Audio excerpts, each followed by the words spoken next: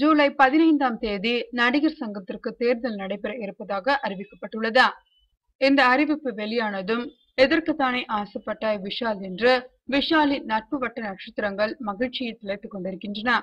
2006ஆம் ஆண்டு முதல் தற்போது வரை தென்னிந்திய நடிகர் சங்கத்தின் தலைவராக சரத்குமாரும் செயலாளராக ராதா ரவியும் பதவி வகித்து வருகின்றனர்.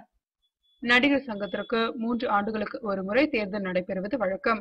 2006, 2009, 2012 ஆகிய 3 ஆண்டுகளுமே தலைவர் பதவிக்கு போட்டியிட்ட சரத்குமாரை எதிர்த்து யாரும் போட்டியிடப்படவில்லை.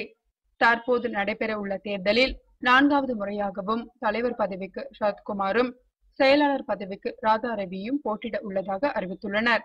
ஆனால் இம்முறை இருவருமே போட்டியின்றி தேர்ந்தெடுக்கப்பட வாய்ப்பில்லை.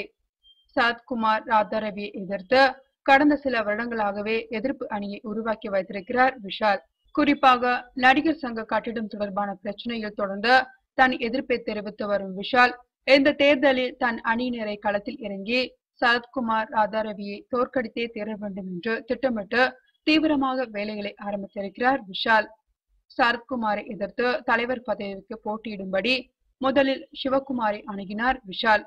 அதற்கு அவர் உடன்படவில்லை. தற்போது நாசரை தலைவர் பதவிக்கு வேட்பாளராக அறிவிக்க தீர்மானித்துள்ளார். செயலாளர் பதவிக்கு பொன்வண்ணனை போட்டியிட வைக்க திட்டமிட்டிருக்கிறார்.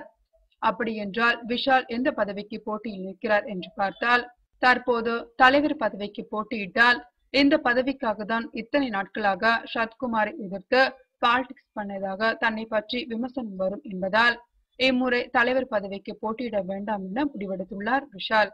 அதே சமயம் துணைத் தலைவர் பதவிக்கு போட்டியிடுவது என்பதில் உறுதியாக இருக்கிறார்.